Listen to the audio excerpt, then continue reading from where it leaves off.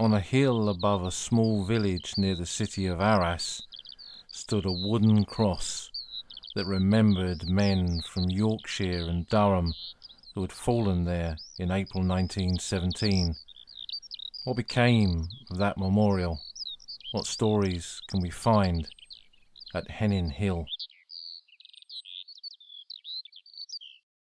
I was over on the Somme battlefields the week before last, leading a war poetry and war writers tour that took us from the Great War battlefields to those of the next Great War, to Normandy, to D-Day, to look at the stories there. But when I was on the Somme, it made me reflect, why do people almost prefer to come to a battlefield like the Somme, to walk those chalk downlands of Picardy, rather than go to Flanders? What is the draw from the Somme? And I think it's not just the history, it's the landscape. We always talk about landscape on this podcast because it's so important. And in Flanders, there has been a lot of development, and you have to search really for the kind of landscape that you can connect to in the way that you very easily connect with that landscape on the Somme. So the Somme gets a lot of visitors as a consequence of this.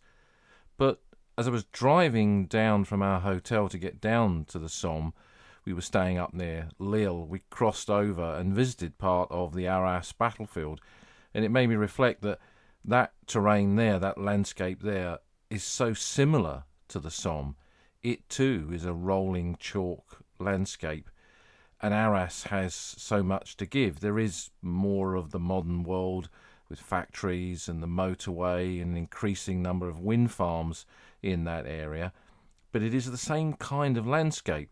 So why then, given the attraction of the Somme, why is Arras not so much visited? And indeed beyond it, the battlefields, the wider battlefields of the Hindenburg Line and Cambrai, and indeed right up to those final months of the war, the battlefields of that period of the conflict.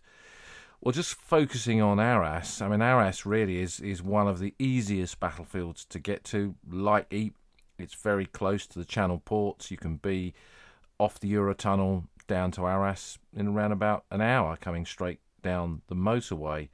And it is a battlefield where there is much evidence of the fighting, and a large number of battlefields, smaller cemeteries, so graves not regrouped and brought into big burial grounds, although that did happen in some places on the Arras battlefield, but lots of small battlefield sites, which again is one of the attractions, if that's the right word, of the Somme.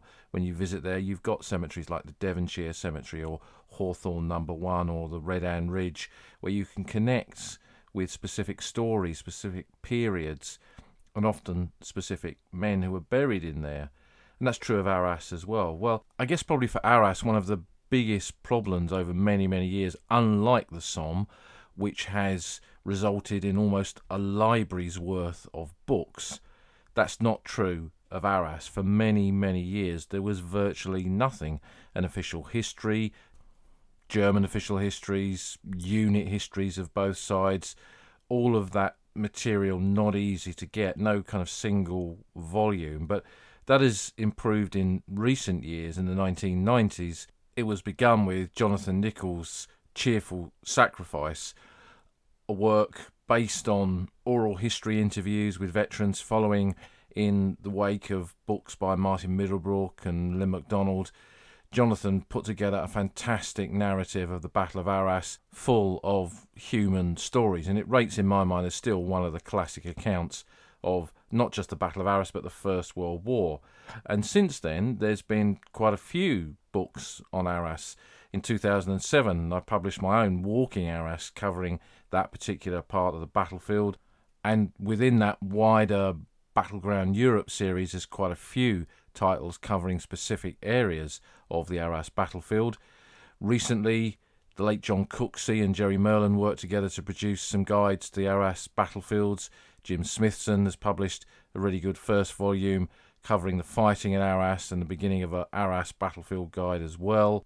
And Peter Barton and Jeremy Banning did one of the landscape-sized massive kind of volumes about Arras as well. So it's got better and better. So the material is there now, but still I don't think that many people visit the Arras battlefields, which is a great shame because I think they have a lot to offer. 2 defining years of the war, 1917-18, are represented on the ground when you visit that landscape, where you walk the graves in the cemeteries and you understand the fighting that was there. There's a wide spread of different nations involved in the fighting. Britain, of course, the wider Commonwealth, and around Arras itself, when you go back to the earlier periods of the war, when this was a French sector, you'll find men of many nations fighting alongside the French, and their sacrifice represented with memorials such as the Czechoslovakian and the Polish memorials north of Arras, commemorating men from those nations who fought within either the French Foreign Legion or as volunteers in the French army. And just from a British and Commonwealth perspective, Arras was one of the main sectors of the Western Front, and almost every soldier who was there from 1916 onwards would have served at Arras at some point, either going to another sector and holding a bit of ground there for a while, or taking part in the fighting around Arras in the battle there of April and May of 1917, or in the 1918 battles when the Germans pushed hard against Arras during the spring offensives, and then the Allied counter-offensives in August and September of that year. So there's a lot to see, a lot of material out there, and we'll put some links to some of the books onto the podcast website so you can find those. And Arras is a battlefield, I think, probably in this coming season that I'll return to hopefully a few times. And we're going to begin with that this week with a walk in the southern parts of the Arras battlefield sector up on to Hénin Hill. Hénin, or Hénin to the French, is a small village to the south of the city of Arras. There's rising ground around it, the heights where the Germans had their defences and where the northern part of the Hindenburg line was constructed, that massive system of defences that stretched from near Arras via Cambrai all the way down to Soissons, well over 100 miles of interconnected defences built during the winter of 1916-17, and which the Germans withdrew into in the early part of 1917 in the withdrawal to the Hindenburg line, and then the British following up behind in the advance to the Hindenburg line, a subject that we've covered in a separate Hindenburg line podcast looking at how those defences came about.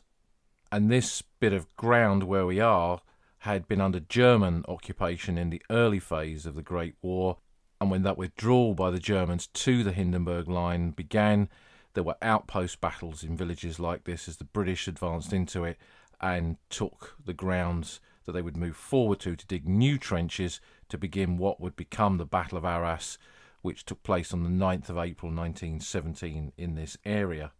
And this sector around the village of Hénin was one occupied by the men of Lieutenant General Sir Thomas D'Oyley Snow's 7th Corps. Now, a corps, an army corps, we don't like to talk too often about these really big formations. 6th Corps did this, 11th Corps did that. It's kind of meaningless to most people, particularly when we're trying to construct a wider narrative and link it to the landscape. But it's important information to know. An army corps is a grouping of divisions, and we've spoken about what is a division and how those formations are comprised in previous podcasts. So an army corps is a grouping of these divisions under a senior officer, in this case Snow. And I mention it because that is Dan Snow's great-grandfather, and I recorded a podcast with him recently talking about General Snow, which I don't think has been released as yet. But this sector that he commanded at the beginning of Arras saw a number of divisions go into battle, and he decided to look at the ground here and almost kind of build a timetable of the advance. One formation to the north does this, allowing the next formation to the south to do that, allowing the next formation below it to do that. And that was kind of logical, looking at the fragmented nature of the ground here, the lack of definitive British positions in the way that they'd had perhaps on the Somme the previous year, because of the advance to the Hindenburg line had only taken place a few weeks before. The positions, the infrastructure had not really been built, but it would lead to quite a lot of problems in the advance. And the two key formations that fought in this area around the village of Hénin was the 21st Division and the 30th Division. Now, these were two new army formations that had fought on the Somme the previous year, both in the opening phase of the Somme battle, the 21st Division at Fricourt, for example, and the 30th Division at Montauban.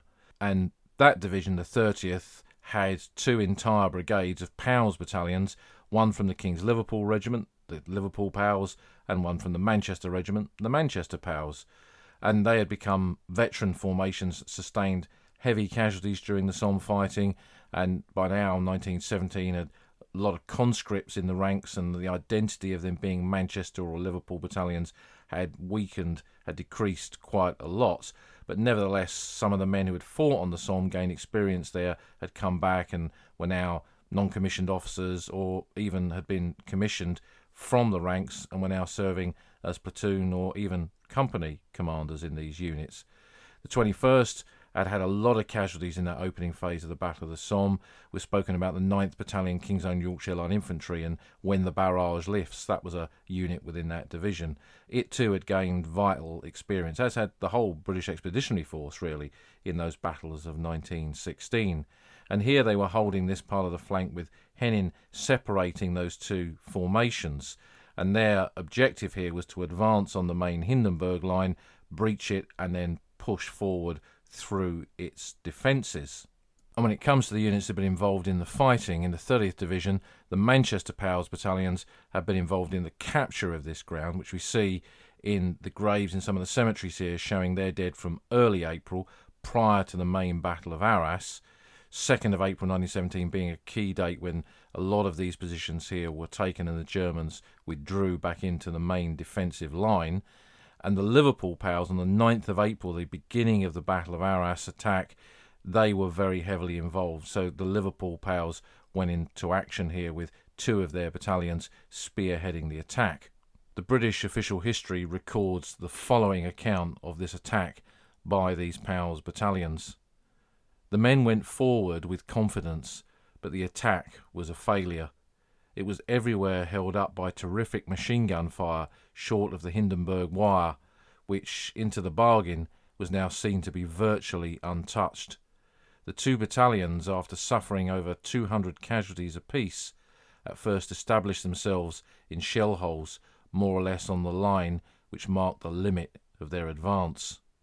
So in this area, despite the lessons of the Somme, despite the increased bombardment that you see right across the Arras front, in this part of the heavily defended northern sector of the Hindenburg line, these battalions could not get into those positions. The wire was uncut, and they were now lying shattered in shell holes in no man's land, waiting for other units to move forward and hopefully success on their flanks.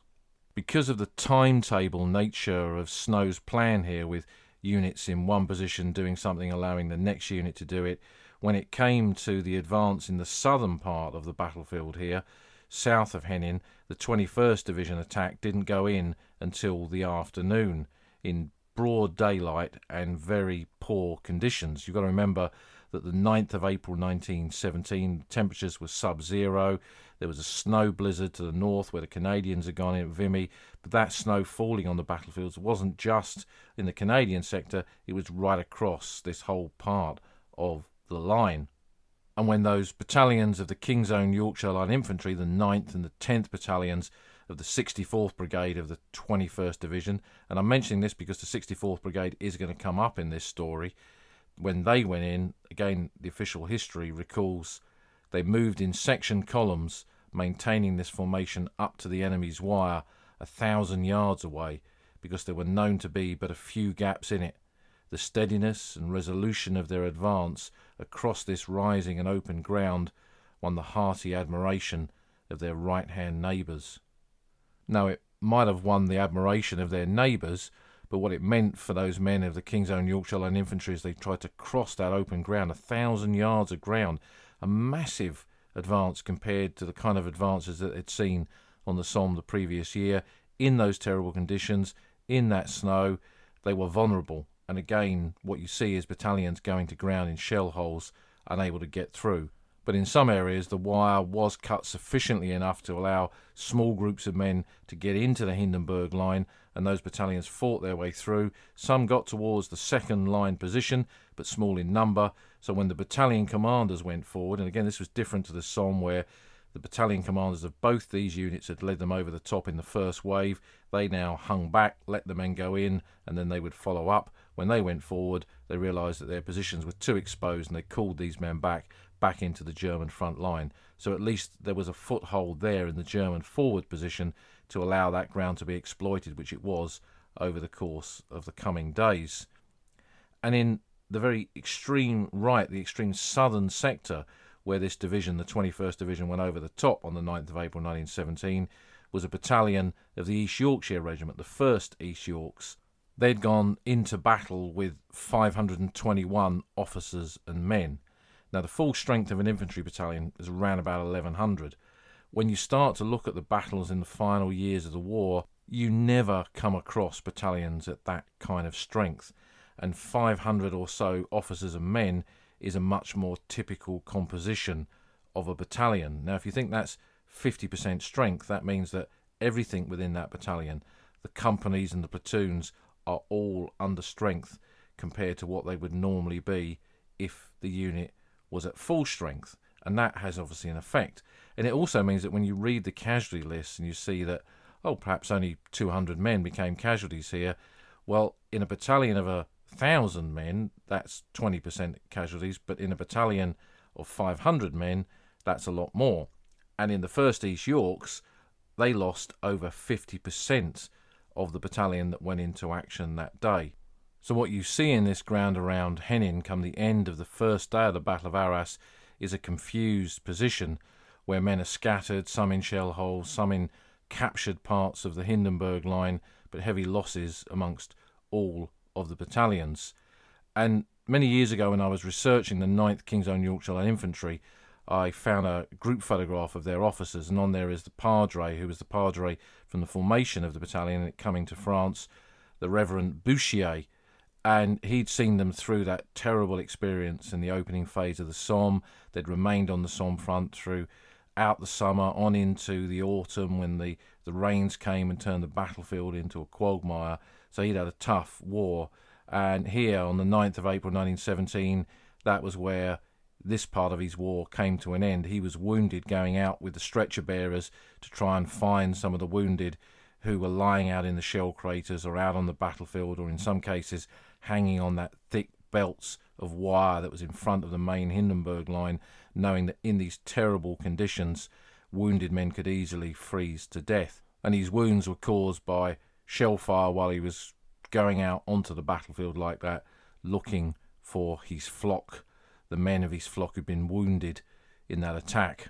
So the story of these units, and why I've mentioned brigades and divisions, is important in this particular walk because it connects us not just to the events on the actual battlefield itself and what we find today on the landscape in the cemeteries, but also one of the things that I like about travelling around Britain is that you often come across things that then connect you back to the landscape of the Western Front. And a long time ago in the early 90s, I was up in the East Yorkshire town of Beverley, which is not far from Hull. It's got a beautiful minster, and in those days it was also a place that had some really fantastic second-hand bookshops. I remember going into a bookshop almost opposite the minster, where in a dusty little corner was a little cardboard box full of the old Ordnance Survey maps, and when I rooted around it in there I found a few trench maps, and that was often the case with these places back in the day. But I went into the minster not really knowing what to find. I mean, today with the internet, in those days before the internet, you just often chanced across things because you couldn't look up a place to see what was there before you went, unlike you can do today. So when I walked in there, I found the regimental chapel of the East Yorkshire Regiment. So these fantastic wooden panels commemorating the dead. I was doing quite a lot of research on the men from Hull then, and they're fighting on the Somme in 1916 and then at Oppy Wood in 1917 during the Battle of Arras. And so it was interesting to see how the regiment was commemorated. And then I found a big cross, a big wooden cross, as part of the regimental memorial. And there were two plaques on the cross, one of which read, "To the honoured memory of the officers and men of the 64th Infantry Brigade who fell on April the 9th, 1917 in capturing the part of the Hindenburg line close to this place." The other plaque read, "This cross was erected on Hénin Hill near Arras, France, in April 1917.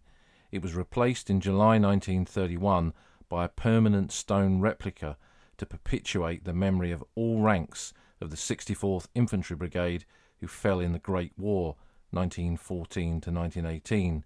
The brigade contained 1st East Yorks, 9th King's Own Yorkshire Light Infantry, 10th King's Own Yorkshire Light Infantry, and 15th Durham Light Infantry.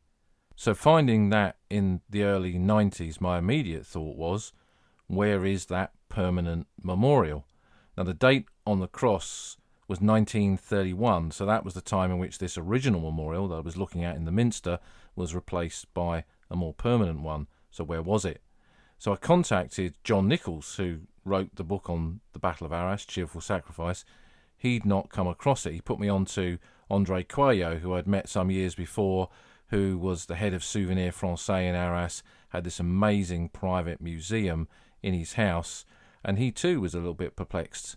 He'd heard rumours of a memorial sitting up on the hill at Hénin, close to where the fast railway line, the TGV line, and later the Eurostar line ran, and where the motorway to Paris ran.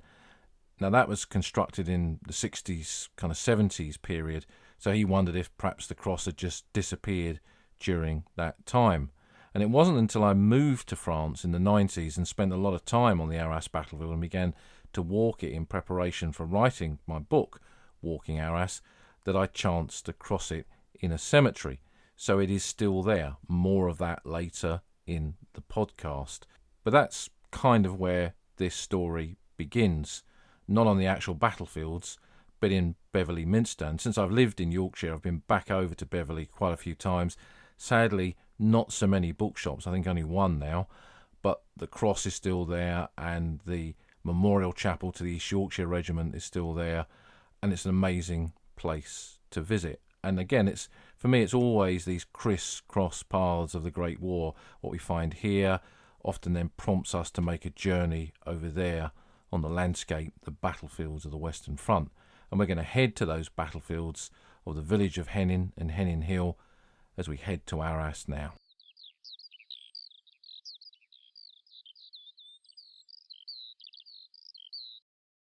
We've come to the area south of the village of Hénin, and we're looking at the area close to the join of those two main divisions that attacked here on the 9th of April 1917, the 21st and the 30th Division.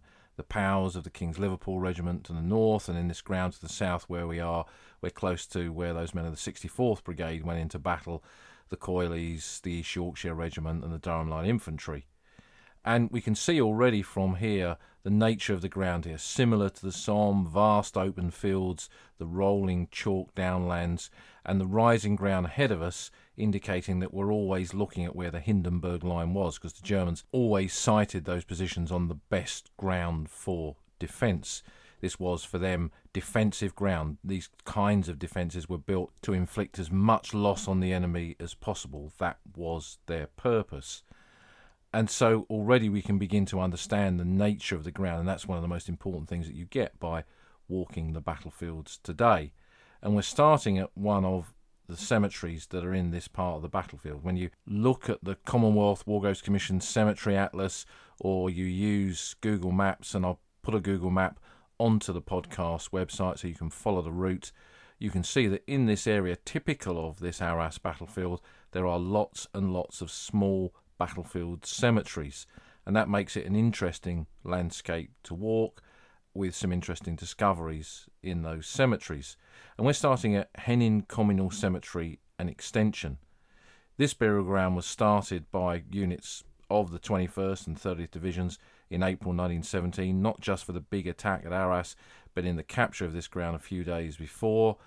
And the graves were added.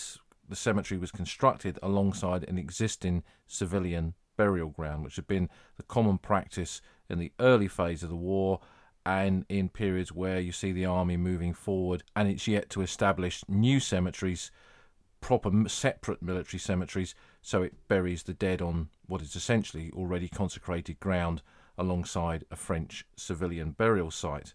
So that's very common in some of these areas around Arras and right across the Hindenburg Line area. This cemetery remained in use until November 1917 because the front lines were now beyond the village of Hénin, up where the Hindenburg Line was, and although the Battle of Arras ended in May of 1917, there were small localised actions or men were killed just by holding the line in this sector, and they were brought back here for burial. Some graves were added in 1918 when the Germans attacked around Arras during the spring offensive. They pushed the British back, and then in August 1918 the Allies broke through again, and British and Commonwealth troops advanced around Arras through the Hindenburg Line once more, and then some graves were added during that period of the fighting. It's a fairly small cemetery with 190 British burials, 18 of whom are unidentified, so the vast majority are identified. You can see who these men were. There's one Canadian buried here, and there are 2 special memorials to men who are known to be buried in the cemetery, but later shell fire, probably in 1918, destroyed the exact location of their graves. When you come up to the cemetery, it's got an unusual curved wall. It's the first thing that you see, with a big wooden gateway, so not a wrought iron or a bronze gate. This is a wooden gate, and the curved wall incorporates the cross of sacrifice, and then you go into the cemetery and you begin to see how the graves reflect the nature of the fighting in this area. As I always say, these beacons on the landscape, which the silent cities, the cemeteries are not there by accident. They always tell a story, and every cemetery has one of those stories to tell. And here we see the men who were killed in the capture of this ground when the Germans withdrew to the Hindenburg Line and the British followed up behind.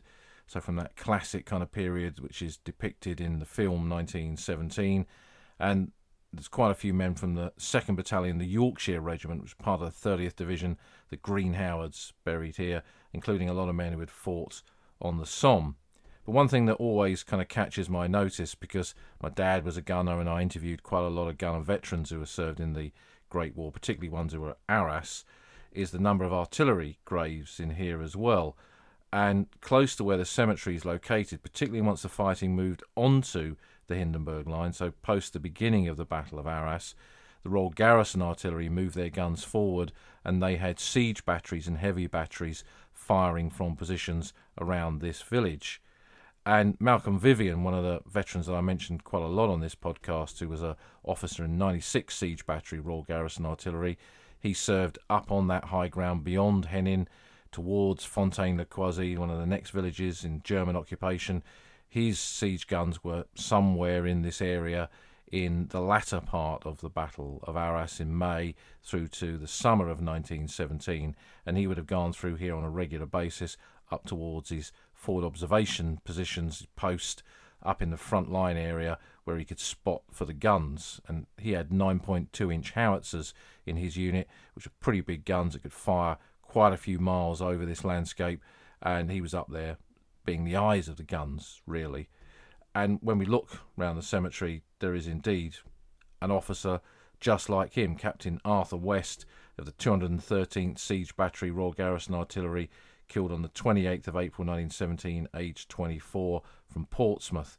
He was a forward observation officer up in the front line, spotting for his guns. And I might never have known Malcolm. It was a dangerous job, acting as a foo. You went up with your team of signallers and you spotted for the guns. You're often in positions of danger, or you're in exposed positions where you could get the best view of what was going on to react to the needs of the infantry on the ground and the importance of destroying key German positions with your guns. And the Germans would launch fire onto where they thought men were overlooking their positions, and the gunners could be killed and wounded. Malcolm himself was nearly killed in the sunken lane just beyond Hénin Hill in 1917. So it was a dangerous job, and there could be a Captain Malcolm Vivian buried in here, and I would never have met him. When we leave the cemetery, we take the road up into the village itself. It's a minor road that comes into the village. And when I first visited the cemeteries in this area, when I was living on the Somme in the 90s, tucked into one of the banks here was a massive War Office water tank. And this was a water supply tank that would be brought up and dug into a position by the Royal Engineers, creating a water supply point where infantry soldiers and others could come to get fresh drinking water from, and then transport that up to the forward positions. And this one was on the reverse slope of a bit of ground, so it was facing away from the Germans in a relative area of safety, as much as any part of any of these battlefields could be safe.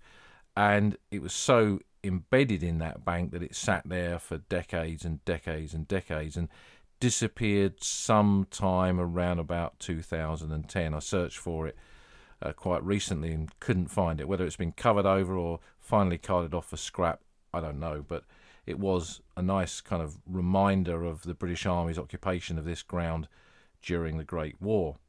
And then we go into the village itself. Hénin-sur-Cojeul, Hénin-sur-Cojeul. Cojeul is the river, the stream that runs through this part of the battlefield that the village sits on. This had been in German occupation, knocked about by first French and then British artillery, and then devastated in the battles of 1917-18. So we are in that area of the Red Zone, the Zone Rouge. Nothing survived here, and villages like Hénin were completely destroyed by the end of the Great War. So we're looking at a typical village that rose phoenix-like from the ashes, rebuilt with that typical dark red brick style, replicating the layout and the structure of the older village, but with newer buildings. And that's something we always reflect on, or certainly that I do, whenever I go through these villages. And occasionally there was a bit of fighting in this area in 1940. You will see bullet nicks or shrapnel nicks on some of the brickworks in quite a few of these villages scattered around the city of Arras. It's again one of those places where the First World War meets the Second. And then cutting down some minor little tracks, minor roads, we come out beyond the village, out into the fields, and begin to get a sense of the open landscape that Arras is. We can see the line of the motorway in the distance and the railway lines. The TGV line from Lille to Paris runs through here. As I mentioned before, the Eurostar comes down here and come out the Channel Tunnel, heading down towards Paris, comes down here. And then to our right is this kind of TGV switch line, using a First World War phrase, where the track comes in from the centre of Arras, where TGVs go off to wherever it is, Paris and probably beyond. So it's cut by bits of the modern world, and we can see the tops of the wind farms now in the distance as well.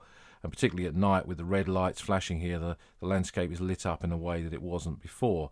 The old world meeting the new world, that's progress, I guess. But there is still a sense of a landscape here, and a sense of being in that landscape as you walk it, which I think is a really important way to connect to these places on the Western Front. And that brings us up to the second of the cemeteries that we're visiting on this walk, St. Martin Calvary Cemetery. This was again started by units of that 30th Division that included the Manchesters and the Liverpool Pals, but some of the other units as well, like the Wiltshire Regiment, was very heavily involved.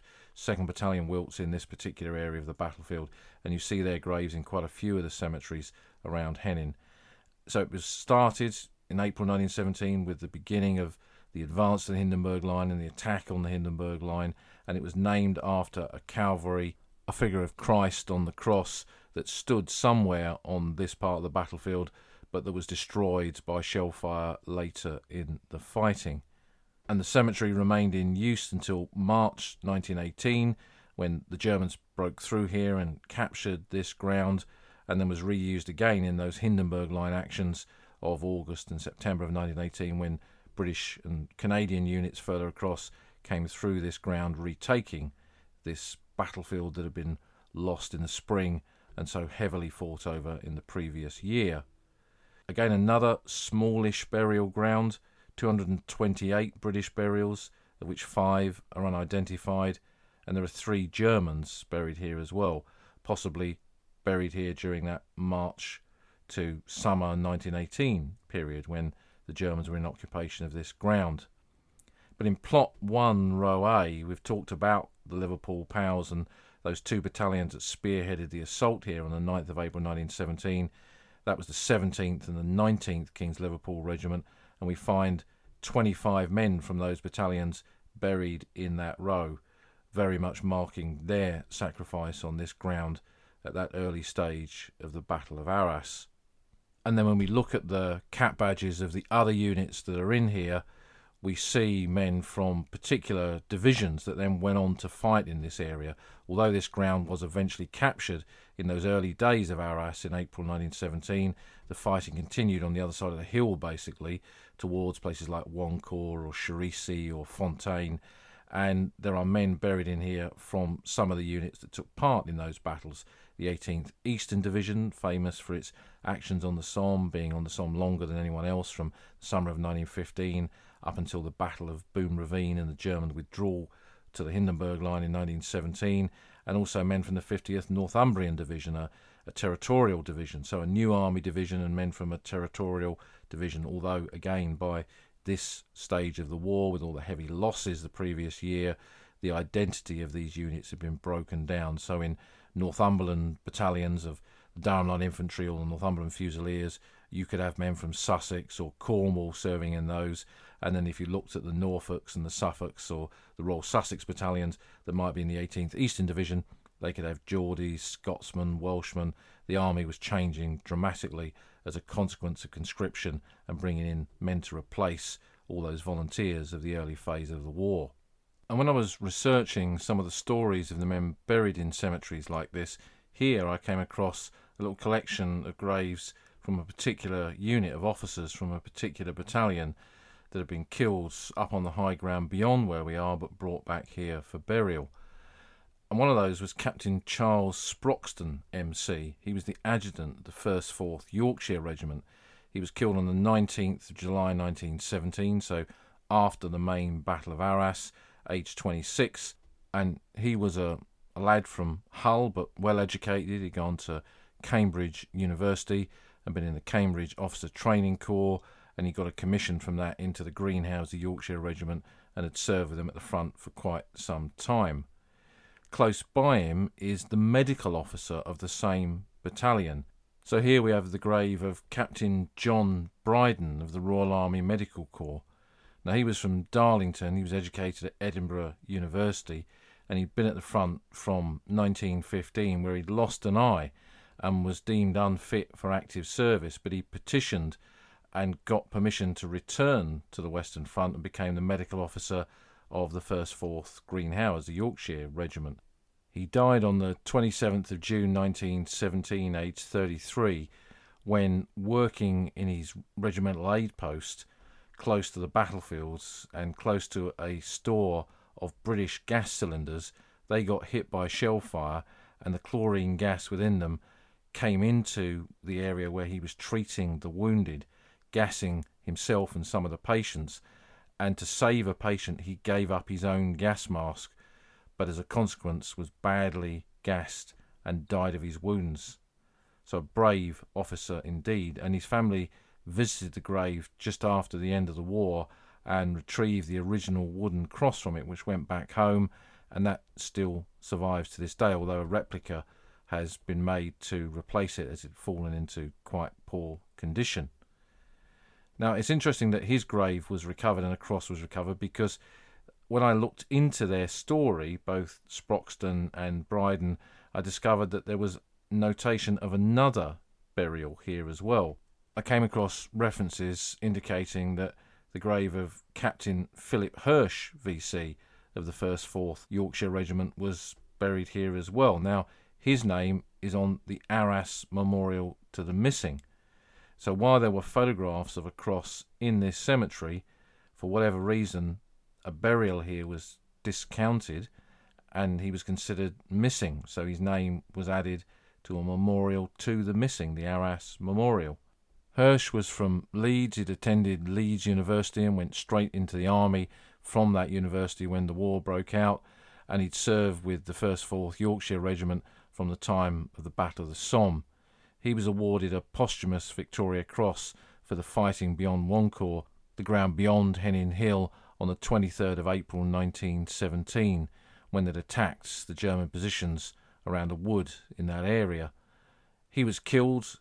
It appeared that his body was brought back here for burial, but what often happened is that a body could not be retrieved, and crosses like this, the one mentioned and photographed in this cemetery, were often placed as memorials. So when the task of the Imperial War Graves Commission after the war began to try and unpick all of this, they often found that there were crosses in cemeteries which were not actually graves. They were commemorating men who had been killed on a battlefield, but there had been no body to retrieve, or the body could not be retrieved. And that appears to have been the case here, which is, although this cross survived, his body was not beneath it, and that's how his name came to be inscribed on the Arras Memorial to the Missing.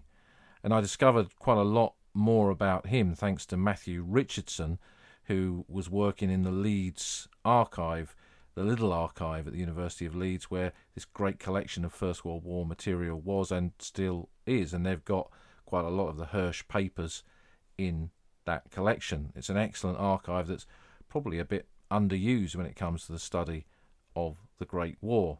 And although Hirsch is not buried here, and you'll find his name on the Arras Memorial, a cross similar to the one that's in the photograph that was taken here is now on the edge of Kestrel Copse, which was the bit of ground, the wood, that he was fighting over in April of 1917. So there's a proper memorial to him there now as well. From here we follow the tracks uphill now, and we can see and sense the rising ground as we climb the edge of this hill towards Hénin Hill, which is the other side of where the motorway and the railway line runs, towards where we can see the wind farm, the tops of the wind farms in the distance. And before we get there, we come to Cojeul British Cemetery on the left-hand side. This is another small battlefield cemetery that was started, in this case, by the men of the 21st Division, principally those men of the 64th Brigade, on a snowy day in April 1917, when the survivors from the battalions of that 64th Brigade came here to bury their comrades who'd fallen in the battles of the Hindenburg Line. And sappers from one of the divisional Royal Engineer units from the 126th Field Company Royal Engineers erected that wooden cross on the hill overlooking these graves where the battle had taken place. So this cemetery, with 318 burials, of which 35 are unidentified, with a lot of the headstones very close together, probably indicating that these men were either buried in a section of pre-dug trench or a selection of shell holes that were joined up to create a burial site for the fallen from this battle. It includes 2 Victoria Cross recipients who died in the fighting in this area. One of these was the 20-year-old Private Horace Waller of the 10th Battalion King's Own Yorkshire Line Infantry, so one of those units in the 64th Brigade. He was a young lad from Dewsbury who'd been conscripted in May 1916 and arrived on the Somme front towards the end of that year, and this was his first battle. And in the fighting for this section of the Hindenburg Line, he was awarded a posthumous Victoria Cross. Being killed on the 10th of April 1917, the citation for his VC reads, "For most conspicuous bravery when a bombing section forming a block in the enemy line. A very violent counter-attack was made by the enemy on this post, and although 5 of the garrison were killed, Private Waller continued for more than an hour to throw bombs, and finally repulsed the attack. In the evening the enemy again counter-attacked the post, and all the garrison became casualties except Private Waller, who, although wounded later, continued to throw bombs for another half hour until he was killed. Throughout these attacks he showed the utmost valour, and it was due to his determination that the attacks on this important post were repulsed." So a minor battle in the capture of the Hindenburg Line. They'd entered a German position, held it, formed a bomb block, and the Germans had thrown everything at them to try and retake that ground. But Horace Waller, the young lads in the bombing section of that battalion, had done his best to hold that ground, but had paid the price with his own sacrifice, being buried here amongst the comrades that he'd fought with in that battle at Arras in April 1917.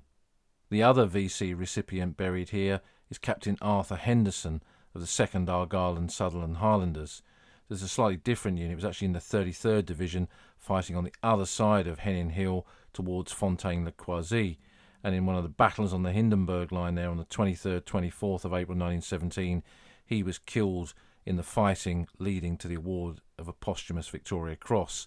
After having been wounded in the arm as he'd led his men forward, they got into the German lines, and he displayed great courage and determination in trying to hold that position alongside his men, losing his life in the process. So for a small cemetery of just a few hundred graves to have 2 recipients of the Victoria Cross, that is quite unusual. And Henderson's VC is in the Ashcroft collection, and I'm pretty sure is on display in the Imperial War Museum. Now, one of the great things about this podcast is the way that many of you contact me, saying how much you enjoy it, but also often contact with additional information about certain areas that we've discussed and stories connected to those. And I was really pleased to get one such story from Steve Curtin, who listens to the podcast. He wrote to me and told me the story about his great-grandfather on his mother's side, who was a coal miner, Charles Wainwright. He was born in 1883 in Outwood, West Yorkshire. That's not far up the road from where I've been living. There's a very good militaria and medals fair there every month at Outwood. It's close to an area of collieries, and part of the old lifting gear is on display there, so it ties in with him being a coal miner in that area. Charles Wainwright married Emily Jane Jack in September 1906, and they lived in the village of Street House nearby the colliery of Charleston, which is where he was working, and they had 3 children, Ethel, Ivy and Mildred. Mildred was Steve's grandmother. Sadly, the eldest, Ethel, died just a few weeks after she was born, which was not that uncommon, sadly, in the Edwardian period before the Great War. It wasn't such a golden age for everybody. We see that depicted in series like Downton Abbey, but for ordinary people, it was often a tough life. Charles Wainwright was serving with the 9th Battalion of the King's Own Yorkshire Light Infantry, so one of those units in the 64th Brigade, and he was killed in the attack and the fighting near Hénin Hill on the 9th of April 1917. Steve has been to see Charles Wainwright's grave at Courgill Cemetery, where we are now, and when he went there with his mother, he asked, why is there never any mention of Charles' wife, Emily? She was never spoken about.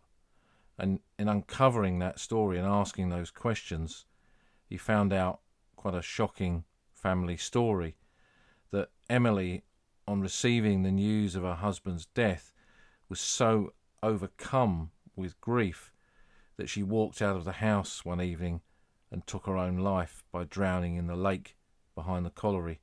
Her daughters, Mildred and Ivy, were at home, and they were aged only 5 and 9. And Steve was so moved by this story that he felt that having visited Charles's grave, he wanted to see Emily's grave as well.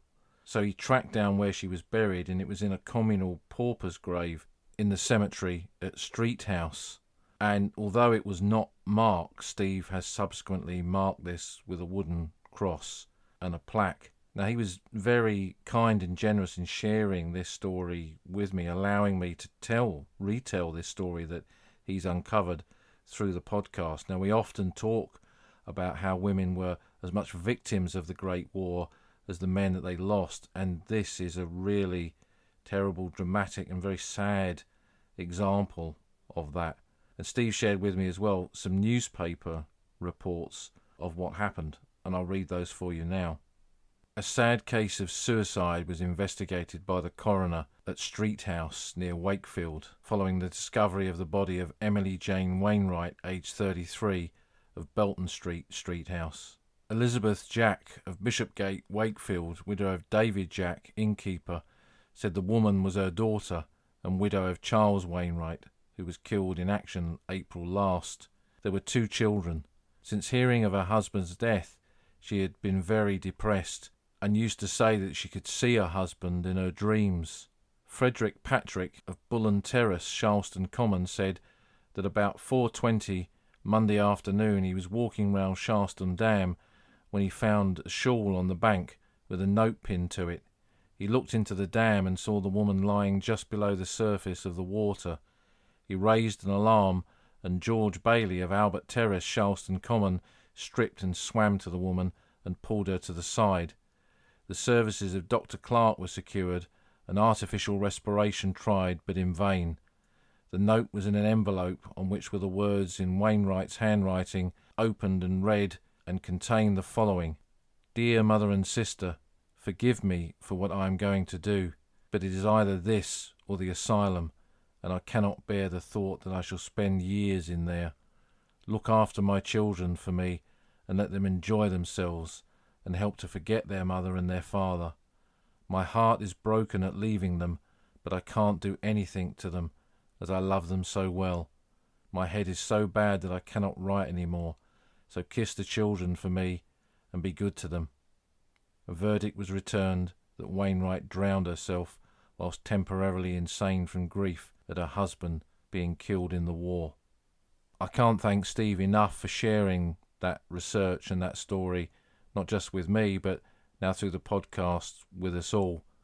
And I think that when we visit these cemeteries and we see the lines of graves and the white headstones, we focus on the men and their sacrifice and their bravery and their deeds on the battlefield.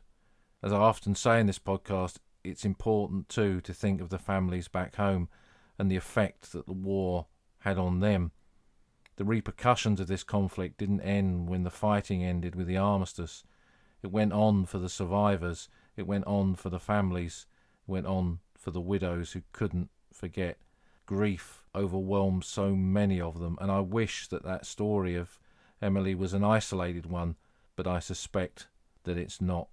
And as we walk through this small cemetery, and this is what I found when I came here in the 90s, the memorial that I'd seen in Beverley Minster, the wooden cross that had once stood on the hill here, had been replaced in 1931 with a permanent memorial. Thought lost by John Nichols, thought lost by André Cuello in Arras, but here it was. It had been moved into the rear of this cemetery where it stands today, a stone cross to the men of the 64th Brigade, those battalions of the King's Own Yorkshire Light Infantry, of the East Yorkshire Regiment and the Durham Light Infantry who had fought over this ground. Charles Wainwright amongst them. And as we walk away from the cemetery, continue up the track, it goes under the railway line, under the motorway, up on to the vast fields beyond. Somewhere up here is where the original cross stood, perhaps where the replacement stood too, until it was moved when all this construction took place. But it survives, and that's a good thing. A neglected, I won't use the word forgotten, perhaps overused when it comes to the context of the Great War, but certainly a neglected memorial on this neglected battlefields of Arras. And when we come out beyond these traces of the new world, out onto that landscape of the older one, peppered now with these wind farms, but also marked by the scars of war, the shells that come up during the iron harvest, but also the concrete structures of the Hindenburg line. There's quite a few of them on this part of the battlefield. We can wander here and walk through those crisscross pathways, through those echoes of the stories of the men who fought and died here in 1917. And this, I think, is what we get from these visits when we walk this ground, when we uncover the stories of the men buried in these often isolated cemeteries. Perhaps few visitors, but each one a time capsule that transports us back to those men, and as we've found, those women who were so much part of the wider story of the Great War. This is what we get, this is what we find when we come to these places. This is what draws us back each time, what compels us. The landscape, perhaps a vessel of sadness when we think about young women like Emily, so distraught at the loss of just one soldier here in that momentous battle of 1917 that she took her own life. But I think as well as sadness, we can find inspiration too, to live a good life, to honour the sacrifices of that generation, to never forget and walk not just the familiar paths, but the ground where we find new stories, new inspiration along the old front line.